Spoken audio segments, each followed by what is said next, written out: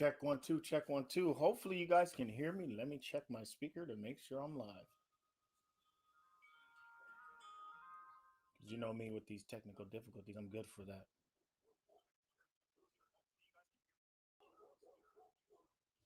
Okay, well, I think I'm able to be heard. So, if you guys have any problems with the volume, just let me know. Welcome. It is well, today's Saturday. I'm tripping. Today is Saturday. It's another version of Circle Talk, and it is also my son's birthday. So, my son turned 4 today. Happy birthday, Davion. He's in the other room. We're going to keep him quiet, maybe have him come on at the end of our conversation and just say hey to everybody. But happy birthday to my son. Uh, Today is an, an exciting day for me because I met this gentleman about a year and a half, almost 2 years ago. We met in a place called Mission 22, where we were doing 22 push-ups a day, raising money and raising awareness for you know people dealing with thoughts of suicide. And it, and it's interesting. I got into this group because of somebody else, and when I got into the group, I didn't know what to expect. I just knew that I wanted to be a part of the opportunity to help raise awareness and try and raise money for a good cause. Because anyone that knows me knows that's a part of my life. That's a huge thing about who I am. I really try and be helpful in any way, shape, or form when it comes to this type of thing. I've dealt with people that have had thoughts. I've been in that position where I've had thoughts, and so I know the need is there. And if we can work together to try and get this thing taken care of and help those that are going through it more and more, it would definitely benefit all those that are not only in the position but those that have came and gone before us. And so um, I love the opportunity. And so when I got into this group, everybody in the group seemed to be so amazing and supportive to one another. And Jeremy is no he's no exception. He's an amazing guy. Um, we all noticed that was in the group that who the people were that was really dedicated, really about one another, really personable, and people that we could talk to on occasions. And so we ended up becoming friends.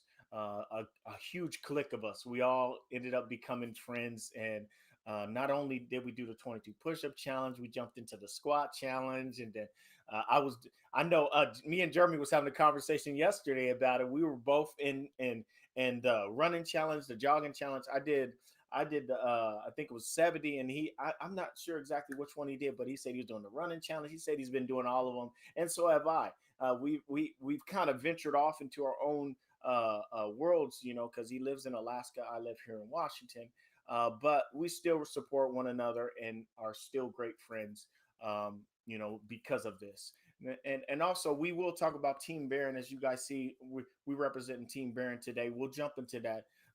Baron is the person that, as you guys seen in the video, and a few years ago, we actually, a bunch of us had from Mission 22 got together and created a little package for him while he was in the hospital in Seattle, um, um, just dealing with cancer and going through chemo and dealing with the hardships of you know cancer and what it can do to you or anyone else. And he's a young boy.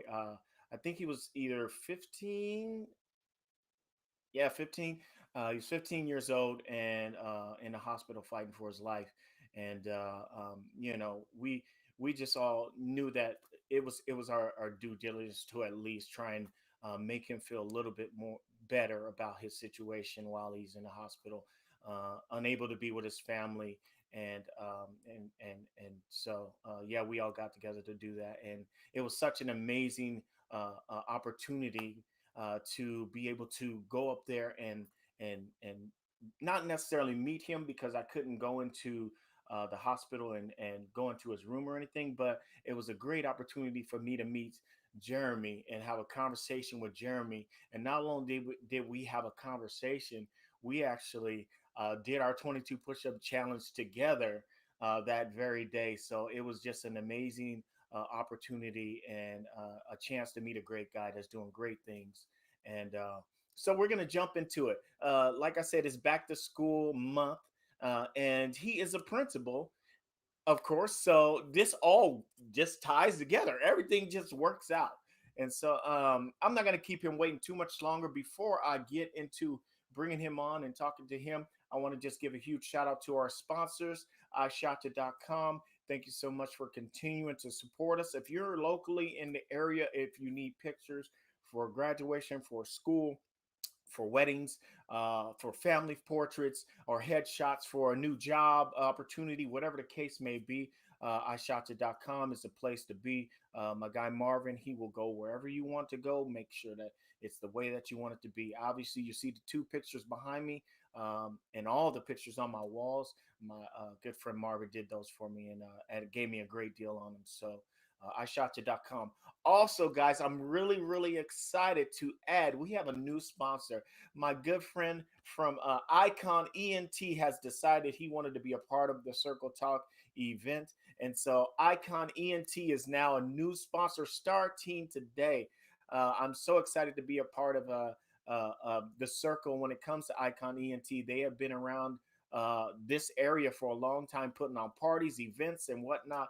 And on October 23rd, they're doing an all black party, and yours truly is going to be there doing Circle Talk. And so I'm really excited to be a part of that event. I'm really excited to team up with my brother, Junior Thomas. And yeah, he's a part of the circle now. So Icon ENT, thank you so much. And without further ado, I don't want to keep anybody waiting. I know y'all know I got that gift of gab. I can go all day, every day. We're gonna bring Jeremy on. So here we go, guys. Jeremy, what's up? Good morning. Hello. How's it going? I'm blessed, man. It's another day, another opportunity to speak with someone that's doing great things in his life and in the lives of the people around him. And to me, I think that's a blessing in itself. So thank you so much for being here. I know you're busy. It's It's Saturday, always busy, right? I mean, it's a Saturday. I thought I was going to get to watch some football. No, right? no, and a little bit of snow this morning, so Yeah, that's it's crazy. great, man. It's so funny that you're in Alaska and I'm here in Washington. I've always talked to a lot of my friends, and I'm like, I hate snow. I hate wintertime. And here you are, you live it It's every my day practically, huh? it's my favorite. I love. I mean, we get good summers at 50, 60 degrees, or our nice Wow. warm summer days, but Yeah. I love the snow. I love this time of year is my Yeah. favorite. This fall time. Every year I take a picture of the first frost on my four-wheeler seat, Yeah. uh, Yeah. and every year it makes me happy that it's change. It's one Yeah. of those. It's that this time of year, Yeah. school is starting again, and everything's changing. So Awesome. I love this time of year, and then we head into snow time and snowmobiles and ice fishing, and Yeah. it's Yeah. the best. Well, good, man, because I'm excited. I want to hear a little bit more about the life, the Alaskan way. And but before we get into the Alaskan way, I wanted to just thank you again for taking time out of your schedule. I know it's Saturday. I know you could be chilling at home, or obviously you had some things you had to do at school. I'm at work. So you were working, Uh, but you could be doing anything else but being with me and having this conversation with me. And I do I'm appreciate happy to be that. here. Blessed to Um, be here. Thank you. so let's jump into a little bit about you. We're gonna start from the very beginning, man. Where are you born and raised from? How was your upbringing? Tell me a Hey, little bit about that. yeah. So I have a wild kind of up. I was born in Kentucky, Oh, um, okay. military brat. My dad was in the army, and we moved. Gosh, we moved like every 3 or 4 years. It seemed we were all over. Spent some time in Germany, and just kind of all over the place, and Yeah, that instilled in me uh, a nature of having to make friends real quick, yeah, yeah, trying to be a part of a group usually that I didn't know, and that led me to, I guess, uh, growing up, so I spent a lot of my elementary school in Sacramento. So California was kind of my, I guess, my base. Yeah, Um, yeah. and then we moved to Ohio, and I spent my high school years in Ohio. And then Okay. going through high school, I didn't know what I wanted to be. I had this. I had dreams, but I was a football player. I Yeah. practiced my autograph every day in school. I was going to be a professional football player. Yeah, Uh, yeah. and but I didn't know what I wanted to do or how I wanted to get there. And so the military seemed like a good option for me. I worked for my dad, and let's see where I can go with that. Yeah. So at 17, I joined the Army and left and went to basic training. And I graduated high school a little bit early, so I was 17, not early, but young. Yeah, Um, yeah. and so I went to basic training and became a legal specialist in the Army, which is ridiculous because at one point in my life I wanted to be a lawyer, and I don't know Yeah. where that came from, uh, but did that for about 2 years, and then I got bored writing papers. I thought, Yeah. I'm not going to be good at this, so I ended up switching units, and I became a combat engineer, and we Okay. built and blew up bridges with C4 and Yeah. tech wire. I mean, it was just nuts, and it was Wow. every bit of excitement that I ever wanted.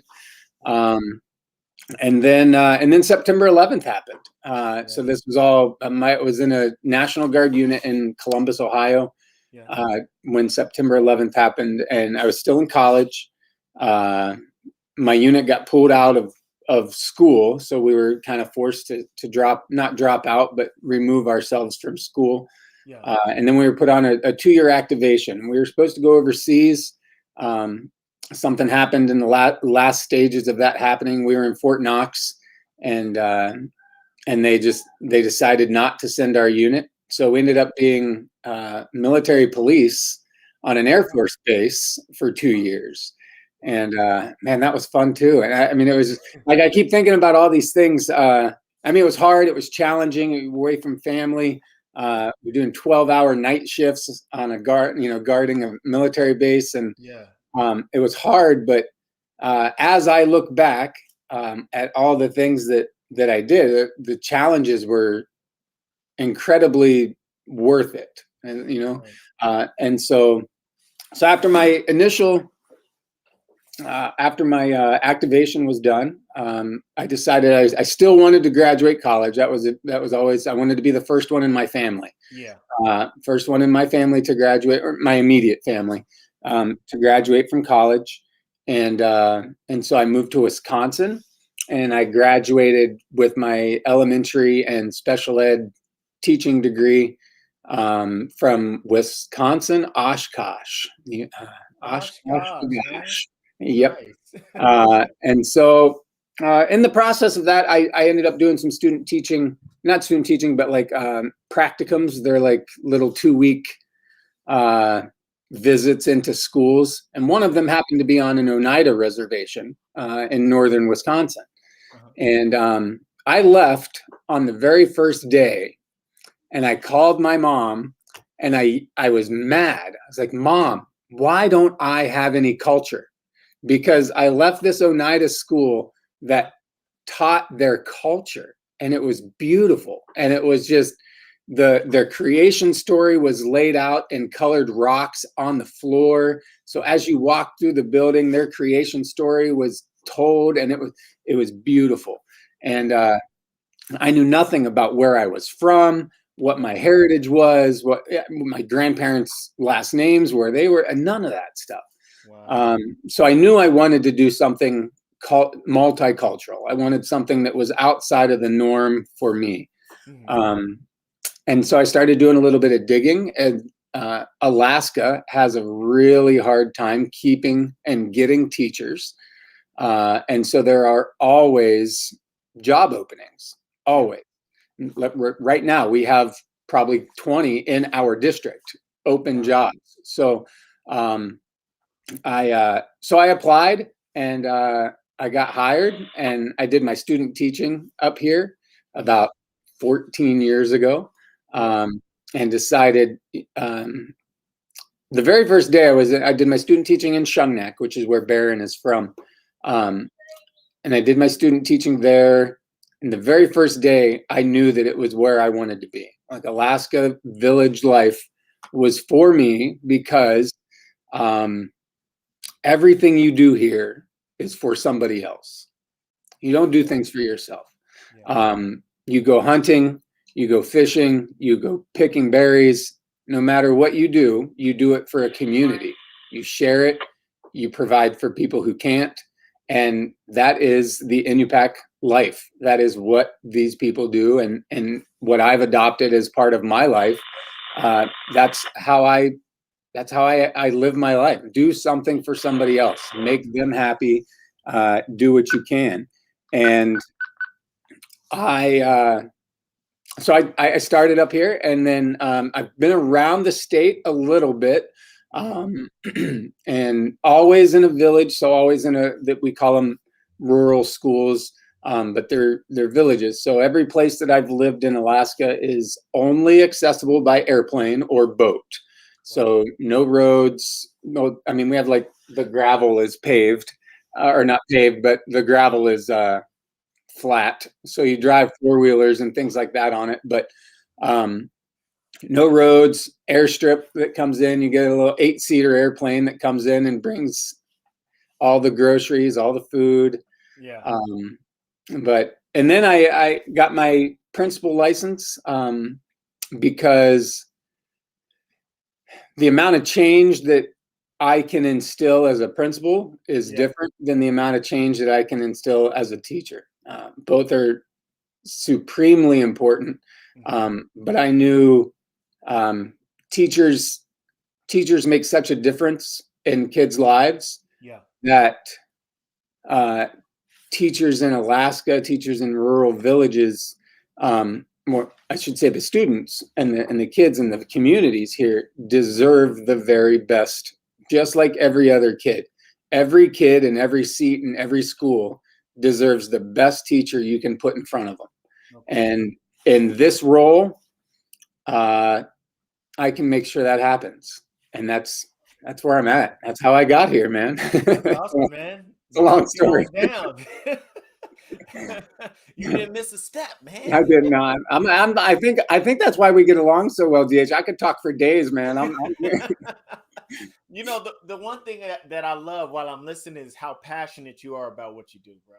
Like, I'm holding back tears as I'm telling my. I don't know. Can you see? Okay. I'm the same way, man. I got tears when I hear stuff that really gets it. Just touches me, you know. When I find someone like yourself that enjoys it to the point where it's not even a job. It's you know, I mean, a lot of people look at these as jobs. Like for what I do, I don't get paid a whole lot, but I love the opportunity to be able to change somebody's life. You know, go to work and know that if I sit down with them and teach them a couple different words, eventually, you know, they may not know it right out the gate, but you know, a little bit of practice, they'll be writing it and they'll be saying it, and they'll know exactly what it means. It's you know, it's a beautiful thing when you see people grow. You know, you can you see have it. the opportunity to be a part of that growth. You can see it with people, and it's as man, it's as obvious with teachers as it can be. There's not one that I know of that is excited when their paycheck comes. You know what I mean? Like but that's not why we do it. You know that, and so that makes such a difference when you can see just joy from your work, not from your pay, and that's it's special. You know, and when that happens, it's different, and it's, man, it's needed. It's needed. So when did because I'm totally gonna skip the military for now. I will get back into that. And I heard your radio going off, so I don't know if that means you have a little bit of time left. But I'm okay for now. I think I haven't gotten them. When did the light go off to that told you I wanted to be a teacher? When did that all start for you? Yeah. When I was in Oshkosh at school, I was kind of paying for some of my school, and so it was I needed a job, part-time job, something to do. And I worked at a daycare in Okay. Menasha, Wisconsin. Okay. And I worked in a classroom with first graders and a little guy with autism.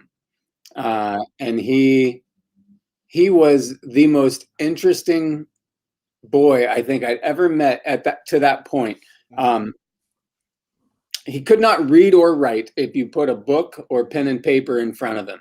Yeah. Had like zero, uh, I guess, ability to transform the words to his mind or Yeah. from his mind to paper.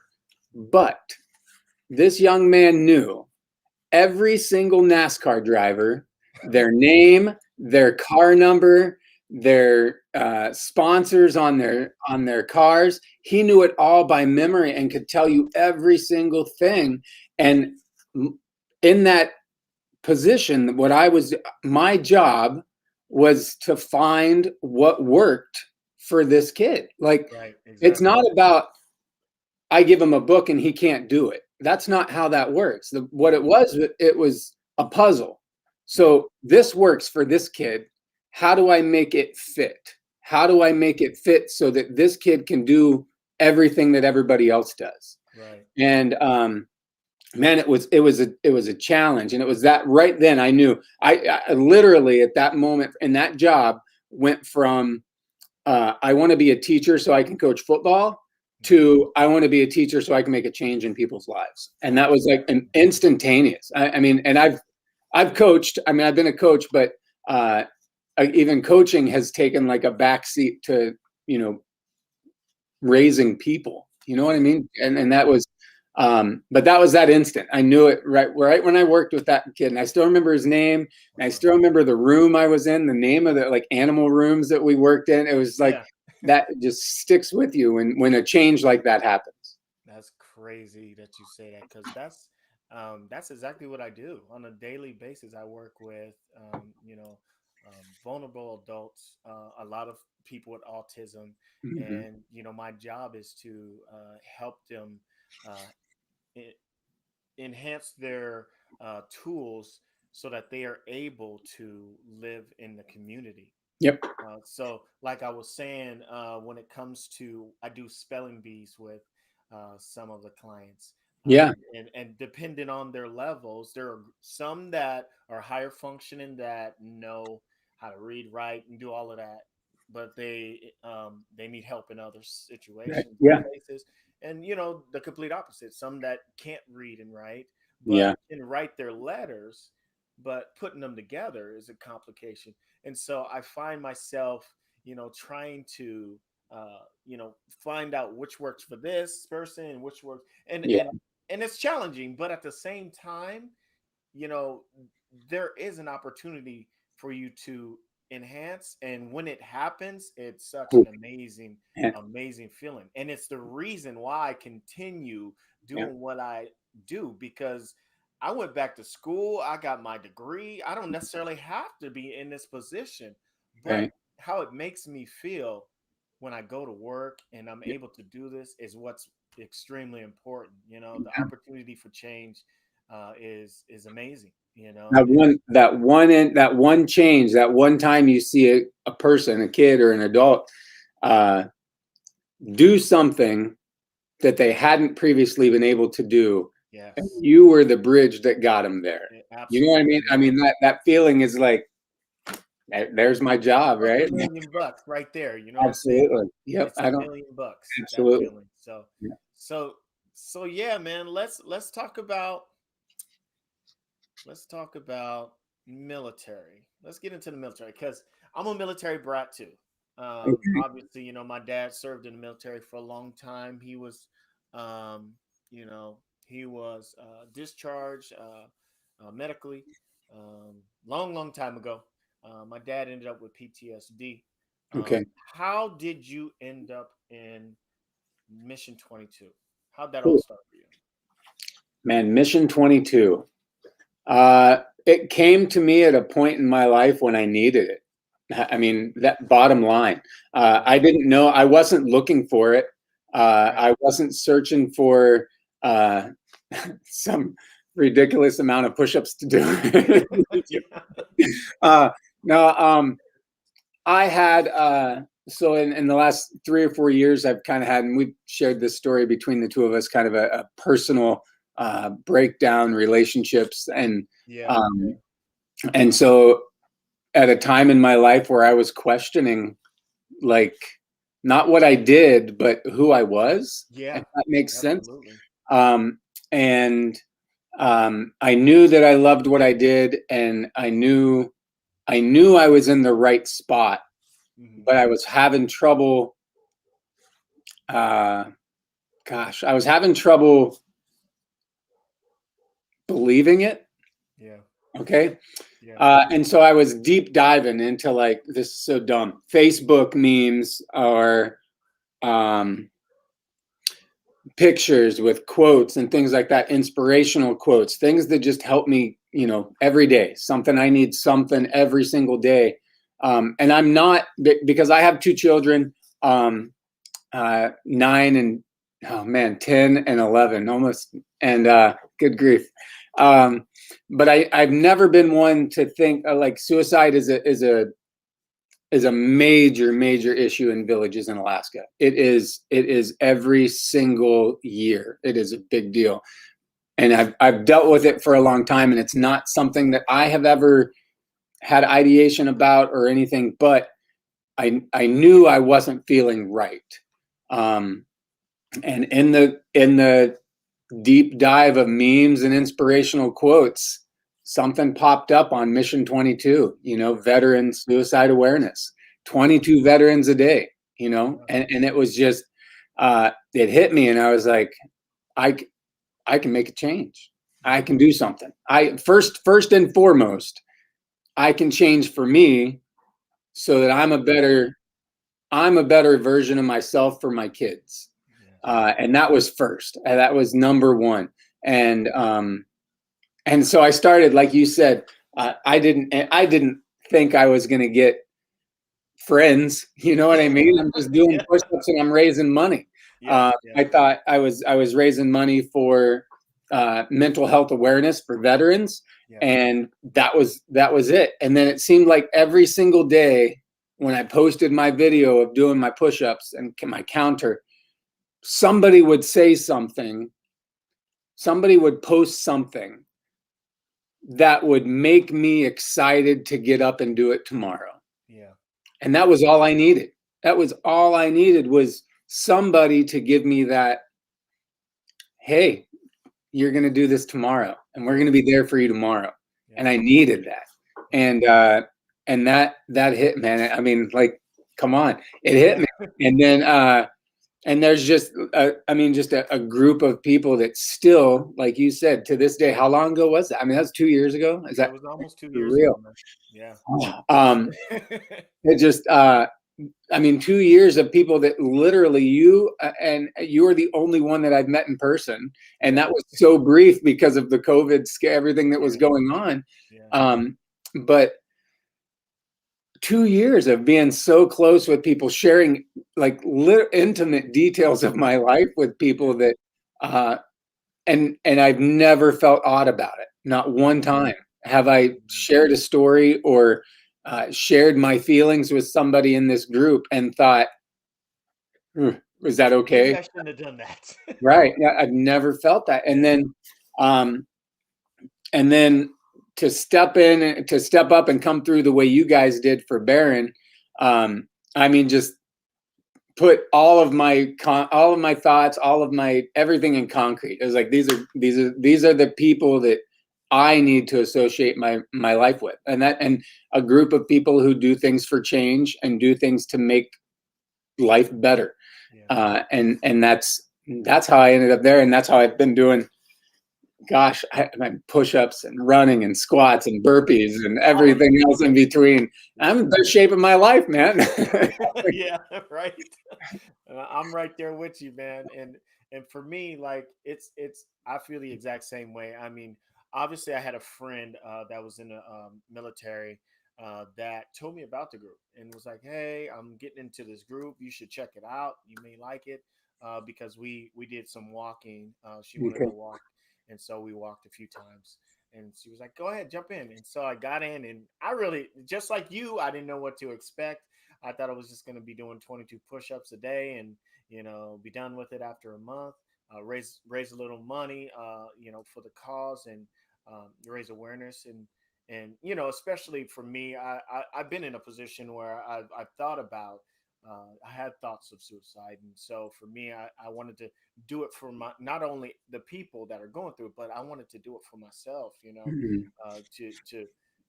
To just give myself this idea that, what, it is real, but we also can fight through it, and we can make it through it, if we just Together. together. Absolutely. And it was just crazy. One post, and everybody's liking it, and then the next day you go on, and then people are saying all these wonderful things about you, and saying keep up the good work, and to see that and to feel that consistently, it makes you want to do the exact same thing to them. Yep. And like you said, seeing some people that have missing limbs, that are Yep. that are older than us, going on there and doing it, Yep. it just pushes you and motivates you to want to do it as well and continue. And the amount of love Love. that Yeah. that that group, I mean, I created my own group called the Circle. I don't get that much love on my own group. I'm like, bro, like every day I go in that group, it's such an amazing feeling to know Yep. that the people support you, and whatever it is that you're doing, and whatever it is that you're going through, people will be there for you. Yep. And I've gained so many amazing friends just being in that group, and all of the other groups, like you said, the squat challenge, the runs. I mean, Man. the whole nine. It's been such an amazing, um, thing for me. And like you said, I'm in great shape. I kid you not. I don't think I've been in this good of shape since I was in my 20s, bro. And I, it's I hear, man. I'm facts. It's I'm facts. telling people, I'm like, man, back when I was in high school, Yeah, yeah, right. I mean, But that's been a long time. yeah, it's been a very long time for Yeah. me. Sheesh. Not, let's not go there. Okay. But yeah, man, and I'm so blessed that I had the opportunity, because um when it comes to Baron, I didn't know anything about it at first. Andrea is the one that brought it Yeah. to my attention. She knew that I was local, and so she was like, "Yo, we are all planning to put this package together, um, and I know you're locally in the area. Would you like to be a part of this?" And I was like, Yeah. "No question. You ain't even Yeah. gotta ask me. I'm in there. What do Awesome. you want me to do? How Right. much y'all need? Let's make it happen. Let's work together to make it happen." And I was just blessed to be able to, deliver and It's meet you. unreal. And I mean, the whole ordeal was such an amazing.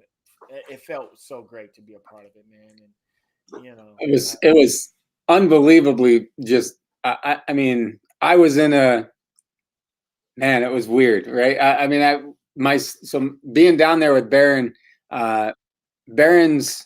So what ended up happening was Baron's grandmother passed away, and so he's been down. He had been down uh, in Seattle for months. Don't even know, 7 or 8, 9 months for a while, yeah, doing chemo, radiation, cancer treatment. And he'd been there with his mom, um, and so her mom passed away, mm, and um, I knew I had to offer whatever I could, yeah, whatever I can do. Let me help.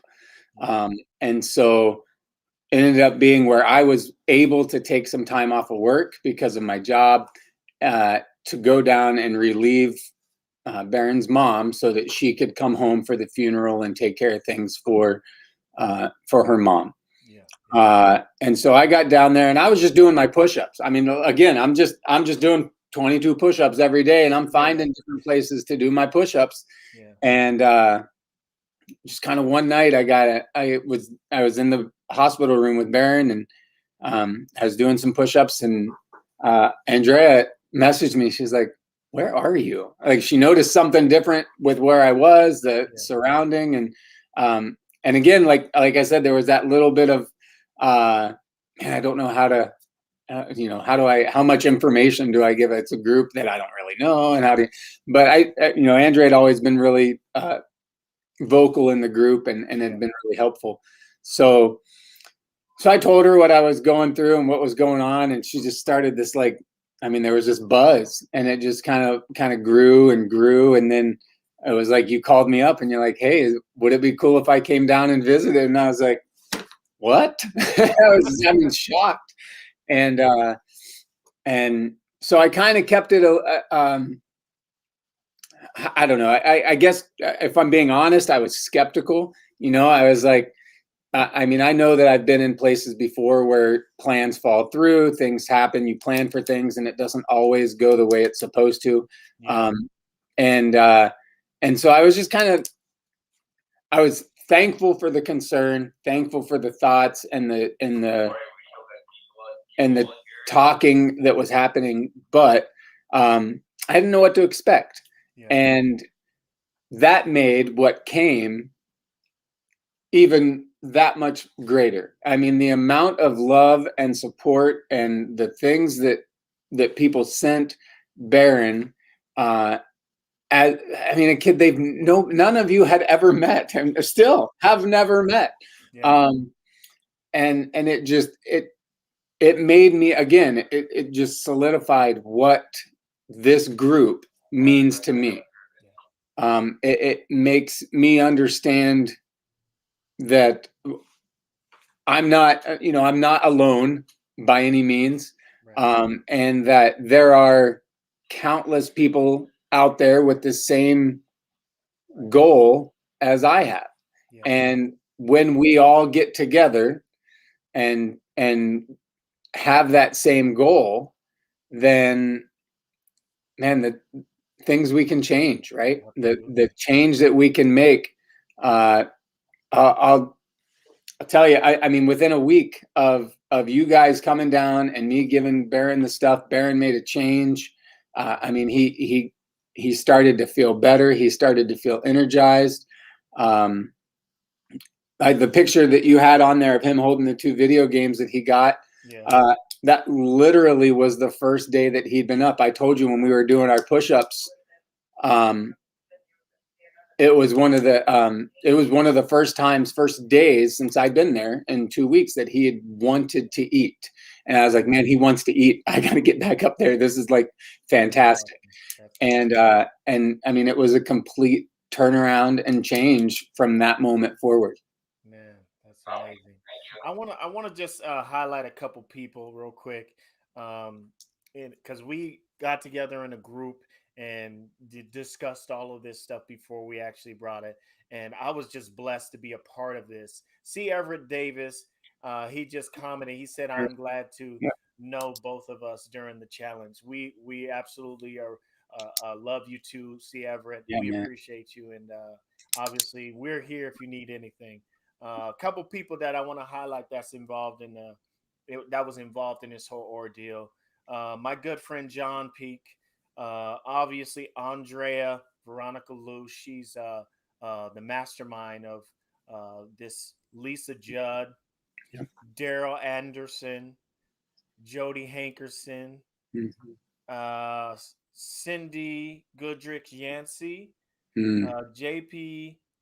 I don't even know if I can say this right, but it's Gatchlian, J.R. Paulnow, Karen Aries, Tammy Naka, Steve Rich, and Tim Goethe. Goethe. I apologize if I said you James? guys' names wrong, but and that's just the ones that I have right here. Yeah. There were so many people that was involved, and I was just blessed to be an addition added to this whole ordeal, and I was blessed to be able to deliver the package to Jeremy. And so, That, man, a group of people. I mean, there was a lot of people, you and just listed a group of people that, I mean, on any given day, it can change the world. yeah, I mean, definitely that is amazing. unbelievable. I mean, just that by happenstance, we got together, right? And I mean, you talk about this is one of the things that we kind of discussed before. And on that day when you came down, like you talk about a circle and the way things come together. Hmm. I mean, there's your proof. I mean, that Yeah, group of people is absolutely. your proof. Absolutely. Absolutely. Because when you really think about it, how many of those people do you know personally? I mean, I'd never heard of any of them before. I never know heard these of people. any of them. But for all of us to unite together to create something amazing for someone that just needed us something to make them feel better about their Yeah. situation, it was such a beautiful thing. And I mean, I wouldn't change it for the world. I'd do it over and over and over again. You know what I'm saying? That's what this life is all about. Helping each other, uniting together, regardless of where you are, how much money you got, Yep. what color your skin is, your sexual preference, whatever the case may be. It's all about loving each other and promoting peace, love, unity, and lifting each other up. Yeah. I've been, I asked, I came into this village, and so this is the first time I'm in Buckland now, and this is where I'm the principal, and this is the first time I've been here, and I frequently get asked every time you go to a new place. People always kind of ask you about your background and your history, and Yeah. one of those things is your religion. All the time, you Yeah. get, oh, are you a believer? Are you this? And I tell people, and I explain this to me. I said, my religion or my belief is that it is my job to treat everybody with utmost kindness and respect, no Absolutely. matter who they are, no matter what they look like, no matter what they've done to me. Um, all I can do is treat people with love, kindness, and respect, and that's it. And I said, I mean, I don't want to, and I would never put anybody in any specific religion um, aside, because I've talked to man, just a handful, just in the time I've been here, Yeah. uh, different religions. I mean, talk about Hindu, Muslim, Judaism, any of them. The goal is the same, right? Yeah. The goal is to treat Mhm. people better, to Yeah. be human to Yeah. each other, and to treat people with love and kindness. And if I can do that to everybody, and I can share that, and somebody sees me doing that, and they say, "That's how I want to act. I want to act like that. Like that guy looks like he's having fun. Like Yeah. look how happy that guy is." Right. Um, then I've spread the word, right? And Absolutely. that's where that's where I always get, and it feels like this group has been my church, been Yeah. my like my inspiration for what I do, Yeah. and how I continue to go about my daily life. Yeah. Absolutely. So, man, we've been going. This has been a great conversation, and we ain't even talked about the Alaskan way. Man, I Alaska. think I want to. I really would like to jump into that because I know there's some Okay. people that I talk to that would really like to know what it's like coming from the states, moving to Alaska. What is it like there? I mean, what's the big difference? It's If expensive. is it? No. It What? is. Uh, I pay. This is not a joke. Wow. About $20 for a gallon of milk. Wow. Yeah. So it's expensive. Like where and so not all of Alaska is like that. I always tell people there's three different types of Alaska. Mhm. Um, you've got Juneau and like the capital city down, where it's touristy and pretty and Yeah. kind of there's a lot of money put into it because it's the tourist area and that's where Yeah. people go. Yeah. Um, and that's cool. And there's a lot of culture down there, which is really awesome. Um, and then there's Anchorage and Fairbanks, the two major cities. Yeah. And they're like a small pit. I say it's a small Pittsburgh. It's no Okay. different. There's a Starbucks on every street. There's Carl's Jr. There's McDonald's. There's Buffalo Wild Wings. Uh, Yeah. it's just like everywhere else. Yeah. And then there's where I live, which is the rural areas of Alaska, which in my heart is the real Alaska. That is what um, there's like, again, there's no roads, so you can't drive here. You've got to drive to a hub and then get on a plane and fly in. Mhm. That's how all your groceries get here. Um, building supplies. I mean, the homes that are built around here, it's all on a barge that come up the river Yeah. or flown in on freight planes. Yeah. And so everything is seasonal. So you have, I mean, there's a really short summer and fall kind of a time period before things start to freeze. Yeah. And so you really have to make sure everything is done in that time period. But in that time period, I mean, like you mentioned yesterday, it was 9 o'clock, 10 o'clock here, and it was still light out. You know, we're still having daylight.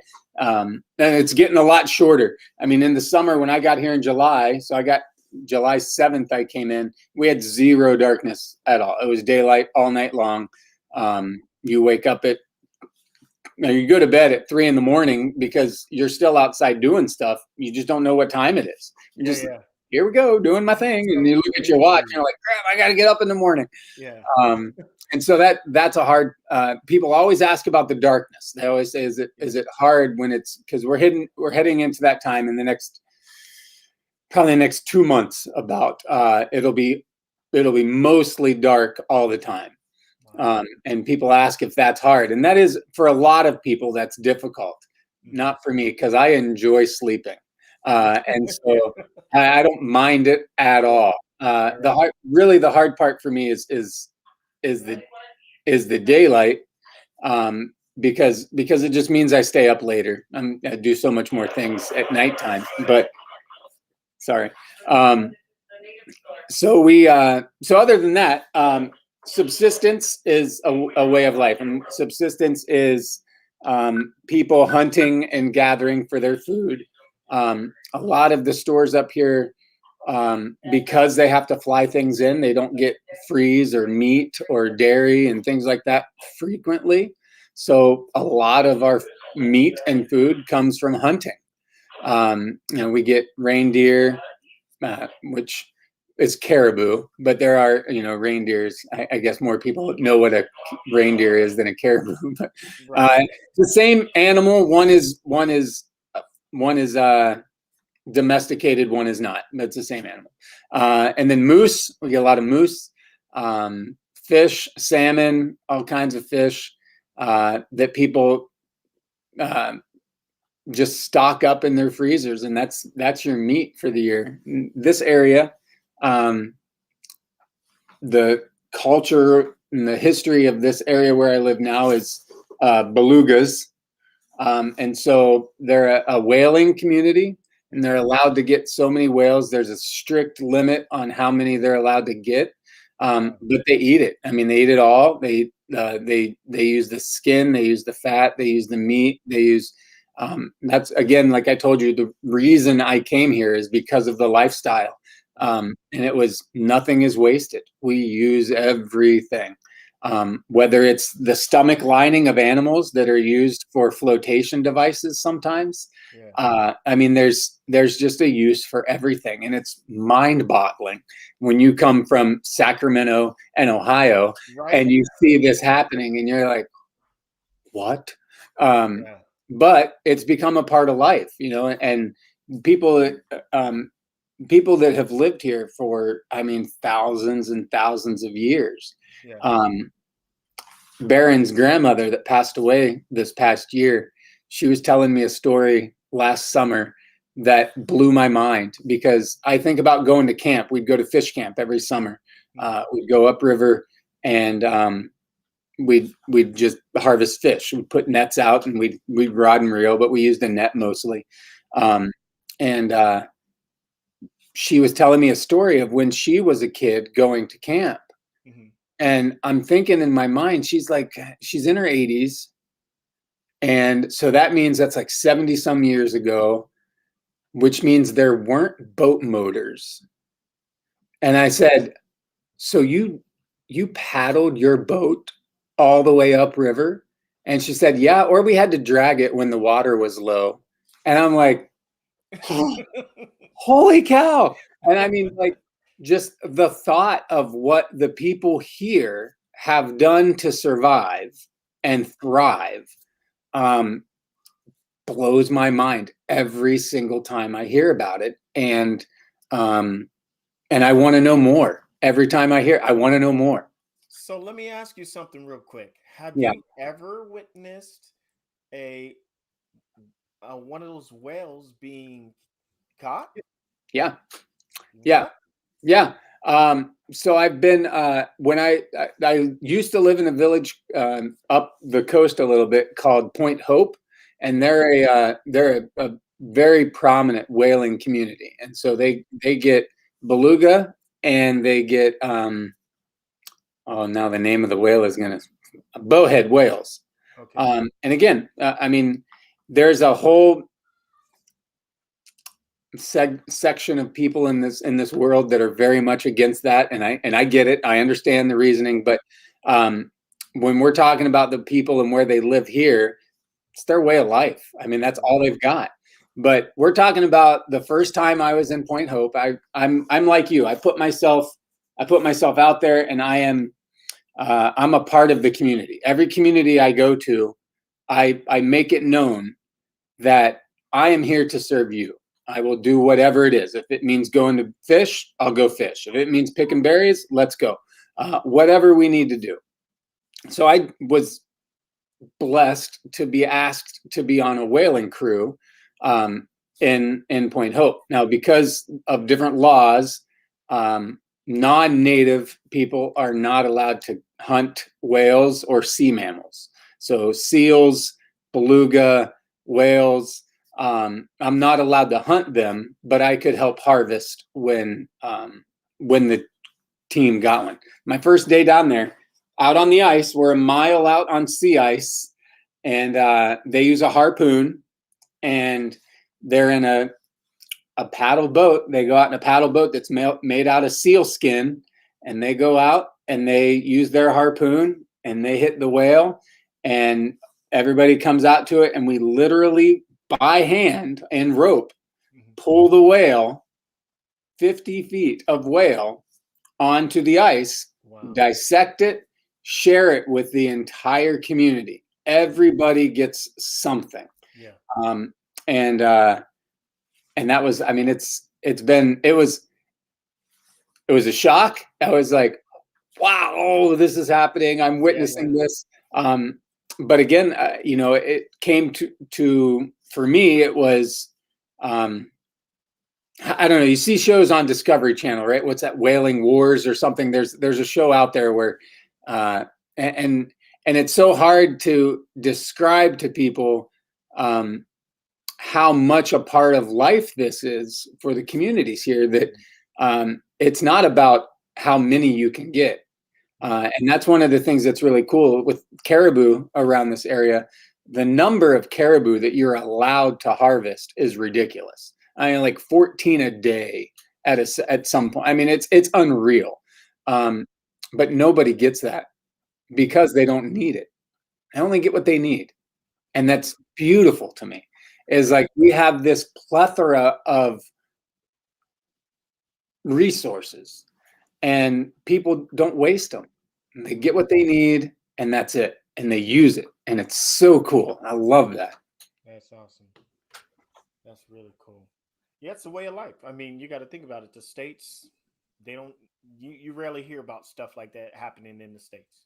Yeah, You know, Alaska's different. I mean, you guys, it's got to be. it's way different, and it's actually when you put it in that context of you guys go catch it, bring it on the ice, and then you guys dissect it and then distribute it to everyone. I mean, that's to me a beautiful thing. I mean, I'm you're serious. talking about a 50-foot whale Yeah, um, with a village, a community of about 700 people, yeah, and it takes every able-bodied person to help bring it on the ice. I mean, it's a mile of ice and it's a mile of people bringing that whale. I mean, it's everybody, and yeah. so everybody's there, and everybody gets something, and it's shared, and uh, it's not wasted, and that to me made it okay, and not okay, but I understood the process more. I Yeah, was like, I get it, I understand that. sure. So we've been on for an hour. I don't know how much time you have left, but I really wanted to touch on the school real quick Sure. before we get off. Yeah. Obviously, is this your first year as principal? This is my first year as a full-time principal. Yeah, I was an assistant principal before, but this is my first head gig. Yeah. Official. You the Yeah. man. So tell us a little about the school, man. Tell Yeah. us a little bit about the school. Buckland, Nunachum Sasani. That means home of the belugas. Okay. And this is Inupac, so it's an Inupac culture. And right now, my school we're about to add pre-K. Pre-K wasn't funded this year, but we got the money for it. We raised money for it so that we could get 4-year-olds in school this year. So pre-K through 12 in one building. Wow. I have one grade per classroom. And actually, I have 2 classrooms with 2 grades in it. My 5th and 6th grade is in one room with one teacher, and my 9th and 10th grade is usually in one room with one teacher. Okay. But we have 186 kids, kindergarten through 12th grade. Wow. And but I say that, and I hear that, and I'm like, wow, okay. But we are the second largest school in our district. So we're pretty big for a rural school. And it's not, maybe we might be third. We teeter on second to third, I think, in that number. But kids travel a lot. Kids are very transient up here. So village to village, they'll spend a semester here, and then they'll go spend a semester with family in another village. So they move around quite a bit. But it's 99.9% Native Alaskan. My son is I guess he's part Native Alaskan, part me, whatever I am, and so he doesn't quite fit the whole gig. But there are, and generally there are a handful of non-native people in the village, and they are teachers. And that's sad. It's sad because our goal is to raise native teachers. We shouldn't be teaching the native people about their culture. They should be teaching us and themselves about their culture. So that's kind of our goal. It's not kind of our goal. It is our goal. Yeah. And we want that to be the case. I want somebody in my school to take my job, like do that. And I'm working for that. I want one of the students here to see what I do, to want to do what I do, and to take it over. Yeah. So it's high poverty. You know, I mean, we're in a village where there's like literally the only jobs are when the fuel barge comes in. That's the job, the fuel, the store, the water plant, and the school. Yeah. And there's just not a whole lot of work in these small communities. So we're 100% free and reduced lunch. Yeah. We get free breakfast for kids. So a lot of our job for our students is care. We're here to care for them, and that's and I love it. I mean, it's the same in every village I've been in, and it's the best. I love it. What's the population over there? So we're right about 400 people in our village. Oh wow. Yeah. Wow. Yeah, and it's crazy. 400 people, and 186 of them are students. Yeah. It's a weird number. It's a weird number. I thought that when I got here. Yeah, you would think it'd be a little different. The number would be a little higher as far as kids versus parents. It's weird. I thought the number was strange when I got here, and I was looking at that. I was like, that's not right. But yeah, that's what's posted. I don't know. So I want to say something. I want to say something. You said something about kids wanting to take your job. Yeah. I found this picture of you climbing up on the swing set. What was going on right there, man? You know what? That was one of my most liked pictures I've ever had posted. That wasn't even me that posted it. Somebody else posted it. I've seen that. we put the so on our playground, not every school up here has a playground. So Okay. playgrounds on a school property are like premium, man. We're cool. Yeah. All right, we are cool people. On top of that, swings aren't very common, and you don't get a whole lot of swings because they get. I mean, every playground gets used hard by kids, right? And Yeah, for so sure. getting equipment up here is hard. And so when things break, they break, and you don't get replacements very often. So we put the swings up for the first time in a while, and kids were just like ecstatic. I mean, literally lines of kids waiting to take their turn on the swing. It was like unreal. Yeah. And somebody did one of the deals where they were trying to get the swing to hang higher, right? And somehow it flopped and it got stuck and it got tangled up there, and it wasn't one of the things. So I was on my way home. We weren't even in school yet. We were still doing our in-service days for the teachers. And then I was on my way home to let my dogs out, and which I live 200 yards from the building, like right there's my house. So I was on my way home to let the dogs out. And I walked outside, and one of the kids was like, "Principal, can you help us?" And I'm like, "Absolutely, I can help you." And I went over and I'm trying to reach, and one of the kids says to me, "Is like, you're going to need a ladder for that." And I was like, "Oh no, I'm not. Watch this." And so I did a little trapeze type artist work to get up there, and I mean, it was immediate fame in the. I mean, people are like, "What? You can do that?" And I was like, "Yeah, I can do that. Come on." So it was kind of my not initiation, but my introduction to the village. That got posted online, and man, I got a bunch of people came up to me and they're like, "Man, it really shows that you're here for our kids." And I'm like, "I just got a swing down." It wasn't like that big of a deal, but they're not used to it. People aren't used to somebody going out of their way just because. And I feel like I didn't even feel like that. Like I wasn't going out of my way. I'm just helping somebody out, like a kid at that. Like, of course I'm going to help a kid. Like, of course.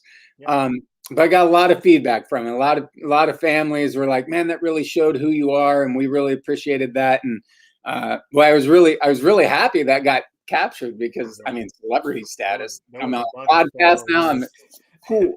There was a bunch of photos. Like the person that posted, I seen it on your page, and I was like, "What is he doing?" And then I was like, "He's helping him out." I mean, I get it. My building maintenance guy, he scolded me. He's like, "You're gonna teach kids to do that." Right? Sorry, I don't know. Now you're gonna see kids doing it now. Good job. One of my other friends from Ohio, he works down here. He's like, OSHA's gonna be really angry if they get a hold of that. And I'm like, "Oh, I'm sorry. I gotta think of it." But there's, I mean, you're doing what you're made to do, what you put on this earth to do. You're helping out, helping when the help is needed. You know what I'm saying? That's it. So I'm sure they appreciate that, and they'll remember that forever. I love being here. I love being here. I love being able to do whatever I need to do. I mean, I say this to every single parent. My parent that comes in and sits in my chair, I say, "This isn't my school. Yeah, this is your school. I'm here to make it what you want. Yeah, tell me what you want. I'm here to do it." Awesome. So I'm gonna have two more questions. I could continue. You know me, I can go on and on and on. We kind of got that going right now. I don't have no list. I'm just going off the top. Just talk. I just talk. I'm telling you, like we're talking, and the only thing that is I hear the radio click every once in a while. And I'm like, do they need me? Do they need me? So, I want to talk a little bit about COVID. Yeah. Have you guys dealt with any of that up there, and how has it been? Currently, we are. I mean, we are, and so, I mean, as you know, it was kind of when it first started, it was a national deal. I mean, people were like, "Oh, it was first and foremost biggest issue was, what is it? Is it real? Right. Right. And is it going to affect us? And the initial steps were precaution. Just, hey, we just want to make sure that we're all healthy. We want to make sure that we're careful, and we want to make sure that that students are safe. That was our number one concern. Yeah. And so the precautions that we took were to teach kids how to wash their hands properly, using the right hand sanitizer that wouldn't make them sick or however. And so we did a lot of precautionary things. And then we started to see cases in Alaska, Anchorage mostly. And the way that works for the villages is Alaska is where everybody comes from. No matter where you go in Alaska, you're probably going through Anchorage. And so when cases started popping up in Anchorage, and they started popping up in various places throughout throughout the state, that, I mean, just can't help it. That was just the way it worked. And so we went to wearing masks. We have plastic desk shields that sit on top of all of our desks. And then for a long time, because our communities are so small and we have a fairly decent population of elders, when there's a case in the village, there's concern. I mean, it's easy to spread because we're all together all the time. Yeah. The school is the only building that can fit everybody. And so anytime we need to, we do. We have everybody here for sporting events, for funerals, for weddings, everything that happens at the school, because it's the only building that can accommodate that type of those types of numbers. So what ended up happening, we ended up shutting down the year before last. We missed almost the entire second semester, being on, a red or high risk because of the number of cases that were coming through. And we did remote learning, which is hard up here because not everybody has access to internet. Not everybody can afford internet. My internet, there was general concern that I wouldn't be able to do this with you because of the speed of the internet. So that was hard for us as teachers. My job is to interact with kids every day, and I couldn't. And it was so hard. It was so hard to make sure that my kids were okay without being able to see them. And that was so hard. And we haven't really gone back to normal yet. We're still in masks in the building. We still have restrictions on how many people we can put in each room. And we're just about like a couple months behind about everything when it comes to like popular music, popular shows, COVID. When things happen, we're a couple months behind all of that just because of the way things travel. And we had cases start to show up, and it just, we're at the same point now where we thought things were getting better, and we were getting close to going back to what we thought was normal. And then we had the Delta variant has started to kind of slip into the state, and so it was a whole new everybody's worried about it, and so that happens a lot. Are you guys talking about vaccination? Anybody getting vaccinated up there at all? Or yeah, and we are as a district, our policy is to encourage vaccination, as much as possible. We can't require it, I don't think yet. It's not something that, I don't know that we would if we could. I don't know that the district office would put that forward, but we encourage it, and negative tests are required anytime you travel. I told you last night, I had a cross country team flying out this morning. They were going to a cross country meet, and they fly to their cross country meets. So we had to, yesterday I had to make an appointment for them at the clinic here to get negative tests before they were allowed to fly. And so there's the protocols that are weird. I have a rapid tester in my office that if a kid comes in with symptoms, I've got to dress up in my PPE, face shield gear and everything, and give them a rapid test before they can come to school. Wow, crazy. So yeah, it's been just as hectic, I think, for us as everybody else. But the offside of that is you also have that. I mean, you probably in the lower 48, it's bigger, but you've got that population who are like, oh, it's not real. We don't need vaccinated. We don't. And so you have that population here too. I mean, but it's just a lot smaller, I think, where people are like, Yeah, I got my own opinion, and I mean, obviously, I've had it, so I know it's real.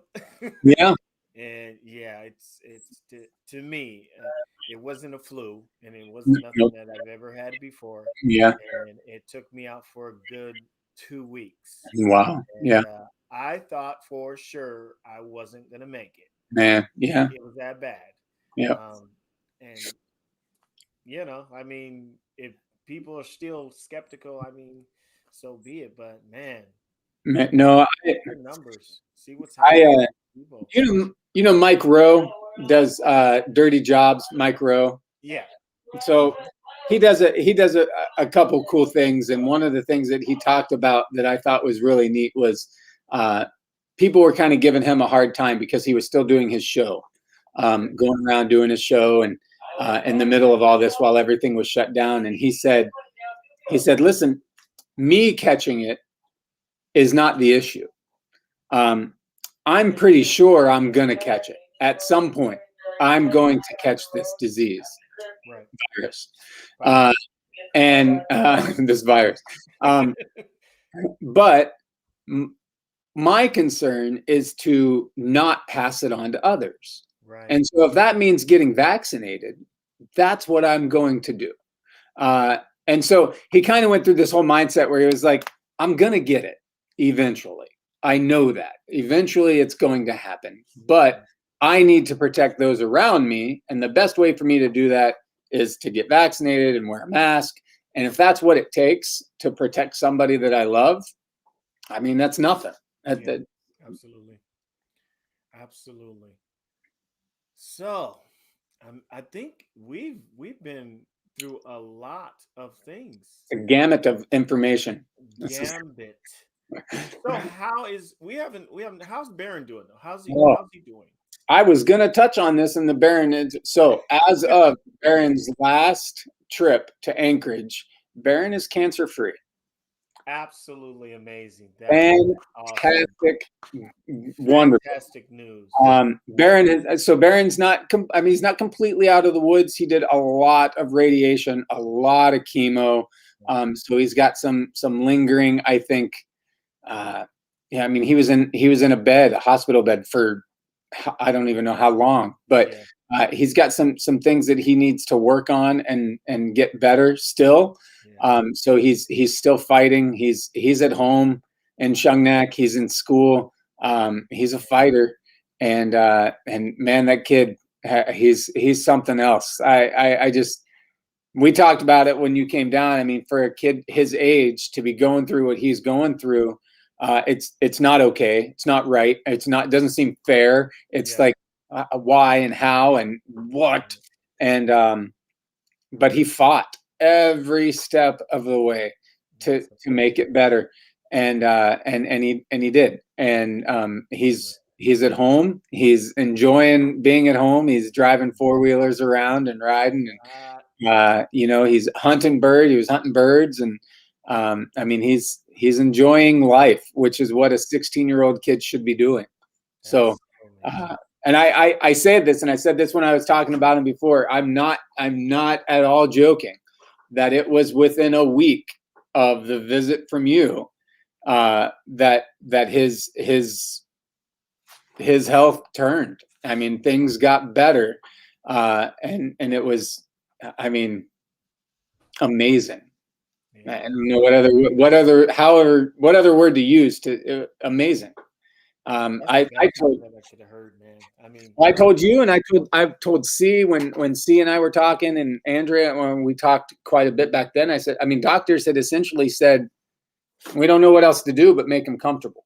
You know, I Yeah, mean, that was essentially what they were saying, and man, it was. I remember specifically we C and I had this conversation. And it said, uh, you don't you don't do that to a kid. You don't tell that to a kid. Kid's a fighter, and uh, and you exhaust every single possible option, and you never give up. right. Um, and I have a really close friend who's, I mean, daily he posts something that says, you know, today's a good day, and I'm not gonna give up. I'm not gonna. So, man, it's good news. I mean, it's been really good news. So That's so amazing, man. Well, next time you talk to him, tell him I said hello, I will. and man, I'm so happy to hear that. That's such an amazing thing to hear. Like, hopefully, those that are watching are enjoying the conversation. It's been a great conversation. Learning about you, learning about the life in Alaska, and everything else that you've been doing. You're an amazing person, man, and I appreciate you 110% for spending some time with me. We are so much alike. The more and more we talk, I'm like, man, this is crazy.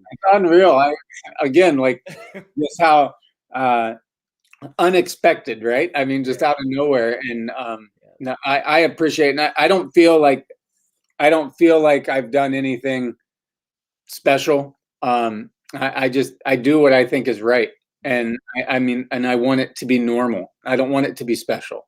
absolutely. It's the way we should be, man. And you are a prime example of that yourself. You know, and the way you handle yourself, the way you lead your life. I look up to you as well, man. I appreciate you having me on and let me tell a story. Thank you. Hey, no problem, man. We may have a revisit. Who knows? We'll see. I'm Uh, game, man. yeah. You let me know. Well, hey, we're gonna go ahead and just close up shop, guys. Thank you Right. so much for being a part of Circle Talk for today, Jeremy. You was awesome. Thank you for all the Thanks, information and dude. letting me be a part of your life for today. Hopefully, you have a great rest of your day. I'm gonna go. Um, I'm gonna go pump I, some fuel for the what's school. up? I'm Yeah, gonna pump fuel. fuel for the school. I Pump came some to the fuel barge for the this morning.